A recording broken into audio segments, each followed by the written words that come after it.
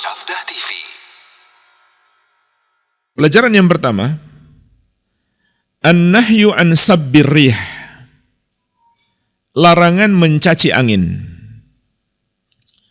Li'annaha khalqun mudabbarun, karena angin itu adalah makhluk yang diatur, yang diperintah oleh Allah.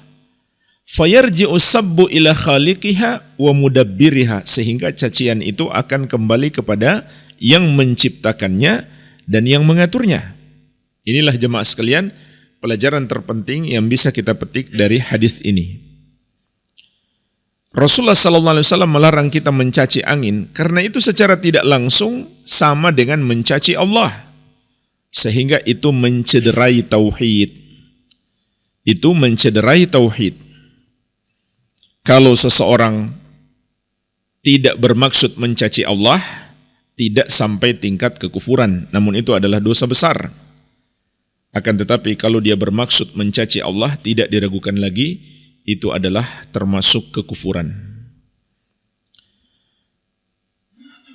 Jadi inilah sebabnya mengapa bab ini disebutkan oleh penulis rahimahullah dalam kitab At-Tauhid, karena mencaci angin secara tidak langsung sama dengan mencaci Allah Subhanahu wa taala. Sama dengan larangan mencaci masa, mencaci waktu yang sudah kita lewati pembahasannya. Rasulullah sallallahu alaihi wasallam mengatakan, la tasubbud dahar fa innallaha huwad dahar yuqallibul laila wan nahar.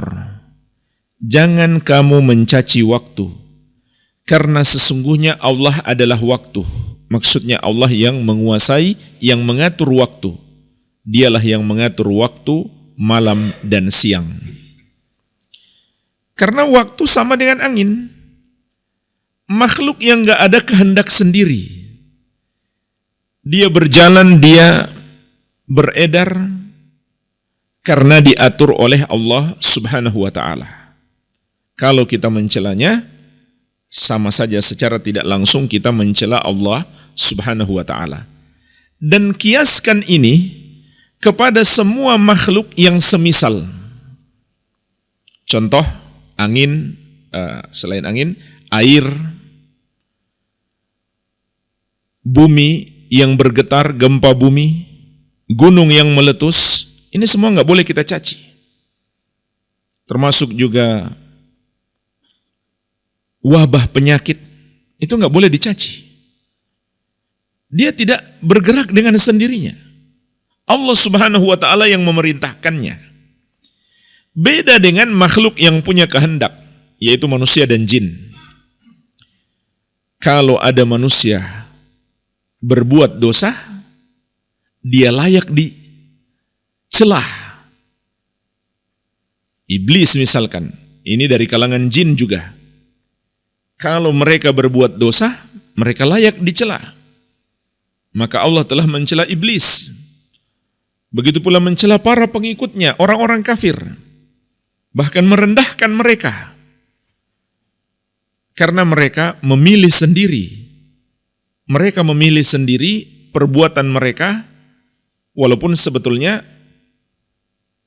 sama sekali perbuatan mereka tidak keluar dari takdir Allah. Akan tetapi Allah tidak memaksa mereka untuk melakukan perbuatan dosa sehingga mereka memilih sendiri, maka mereka pantas untuk dicela. Beda dengan makhluk-makhluk ini. Mereka tidak memilih sendiri, mereka diperintah oleh Allah Subhanahu wa taala, maka mereka tidak pantas untuk dicela. Mencela makhluk-makhluk ini seperti angin, waktu, air, hujan dan lain sebagainya, maka sama saja secara tidak langsung kita mencela Allah Subhanahu wa taala, sebab Allah yang mengatur, memerintahkan mereka. Walaupun mereka datang membawa keburukan, itu kan perintah Allah juga. Tidak patut mereka untuk dicela.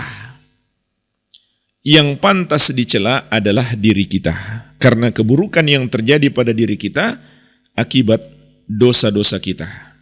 Zaharal fasadu fil barri wal bahri bima kasabat aydin nas liyudhiqahum ba'dalladzi amilu la'allahum yarji'un. Telah nampak kerusakan, musibah dan malapetaka di daratan dan di lautan diakibatkan dosa-dosa yang dilakukan oleh manusia, agar Allah jadikan mereka merasakan sebagian akibat dari perbuatan mereka, agar mereka bertaubat. Jadi yang pantas dicela adalah sesungguhnya diri kita yang mungkin Allah memerintahkan makhluk-makhluk itu datang dengan membawa keburukan diakibatkan oleh dosa-dosa kita. Jangan mencela makhluk itu, dia hanya diperintah oleh Allah Subhanahu wa taala. Ya, ini pelajaran yang pertama terkait dengan tauhid, bahwa mencela waktu itu mencederai tauhid, begitu pula mencela makhluk-makhluk yang semisal, karena mereka hanyalah makhluk yang diperintahkan oleh Allah Subhanahu wa taala. Baik.